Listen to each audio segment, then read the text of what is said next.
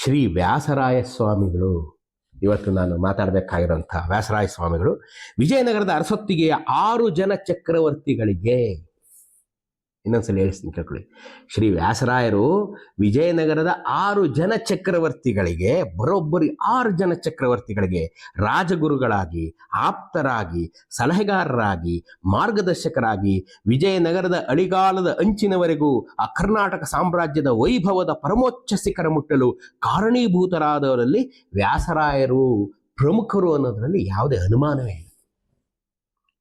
ನೋಡ್ರಿ, ಒಬ್ಬ ಗುರು ಅಥವಾ ಒಬ್ಬ ಮಂತ್ರಿ ಒಬ್ಬ ರಾಜನಿಗೆ ರಾಜಗುರು ಆಗಿದ್ದನ್ನು ನಾವೆಲ್ಲ ಕೇಳಿದ್ದೀವಿ. 6 ಜನ ಚಕ್ರವರ್ತಿಗಳಿಗೆ ಬರೋಬ್ಬರಿ 6 ಜನ, ಒಬ್ಬರಿಗಿಂತ ಒಬ್ರು, ಯಾರೇನು ಕಡಿಮೆ ಇಲ್ಲ ಇಲ್ಲಿ. ಪ್ರೌಢದೇವರಾಯರು, ದೇವರಾಯರು, ನರಸನಾಯಕರು, ಸಾಳು ನರಸಿಂಗರಾಯರು, ಕೃಷ್ಣದೇವರಾಯರು, ಯಾರೇನು ಕಡಿಮೆ, ಎಲ್ಲವೂ ಒಂದೊಂದು ನಕ್ಷತ್ರಗಳೇ.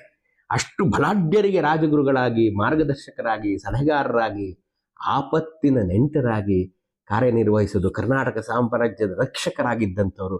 ತೆರೆಮರೆಯ ಹಿಂದೆ ಇವ್ರ ಹಿಂದೆ ನಿಂತ್ಕೊಂಡು, ಮುಂದೆ ಕೃಷ್ಣದೇವರಾಯರು ಆಡಳಿತ ಮಾಡ್ತಾ ಇದ್ದಾಗ ಹಿಂದೆ ನಿಂತು ಅವರನ್ನು ಕಾಪಾಡಿದಂಥ ಪುಣ್ಯಾತ್ಮ ನಮ್ಮೆಲ್ಲರ ಪಾಲಿನ ಪ್ರಾತಸ್ಮರಣೀಯ ಯತಿ ಯಾರಪ್ಪ ಅಂದರೆ ಅವರು ಶ್ರೀ ವ್ಯಾಸರಾಯ.